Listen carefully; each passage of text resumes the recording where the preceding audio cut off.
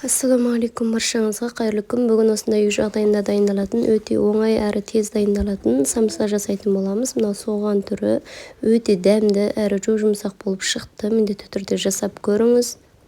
Ең алдымен ұнымызды дайындап болған бір жұмыртқамызды және шай қасықпен тұзымызды біраз сұйық май қосамыз. Одан кейін жылы суымызбен қамырымызды илеп алатын боламыз. Видеода көрсетілгендей кішкене сұйық май құямыз көз мөлшермен, одан кейін 500 грамм ұн саламыз, қалғанын көз мөлшермен салатын боламыз.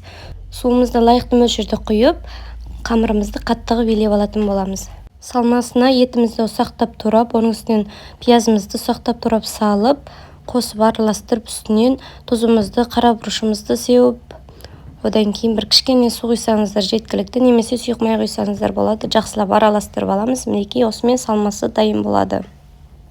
Егерде қонақ шақырып қойсаңыз, асыққанда осы самсаны жасау өте ыңғайлы екен. Асыққан кезде өте ыңғайлы жасауға. Әрі оңай жасалады. Қамырын бірден илеп, біраз тындырып, одан кейін салмасын салып жасай бересіз. Уақытыңызды да үнемдейсіз. Қатырып дәуре болмайсыз. Мінекей тынып болған қамырымызды алып, осылай бөліктерге бөліп шығамыз. Қамырымызды илеп болғаннан кейін тағы бір қайтарып илеп жіберсек жақсы тынатын болады қамырымыз. Одан кейін қамырымызды ыңғайлы етіп осылай кішкентай бөліктерге бөліп аламыз. Одан кейін қамырымызды ұн себе отырып, осылай жұқа қылып жайып аламыз. Жайып алған қамырымыздың үстіне салмамызды салып, дәл видеода көрсетілген бойынша қамырымызды түйіп шығамыз самсамызды.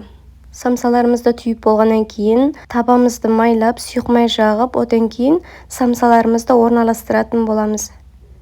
Неке осылай бір-бірлеп барлығын орналастырып шығып, одан кейін бетіне жұмыртқамыздың сарысын жағып, және де күнжіт сепсеңіздер де болады әсемдік үшін. Немесе пергамент қағазын төсесеңіздер де болады, сұйық май жақпасаңыздар. Неке алдын ала пешімізді қыздырып, мен 200 градуста 30 минут пісіріп алдым. Әркімнің пешінің градусы әртүрлі болады. Соған қарай теңшеп, қызарғанша пісіріп алатын боламыз. Қамыры жұқа болғандықтан өте тез піседі.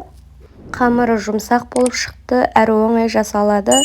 Сіздерде жасап көруге кеңес беремін. Өте дәмді болып шықты. Сіздерге де жасап көруге кеңес беремін. Назарларыңызға рахмет.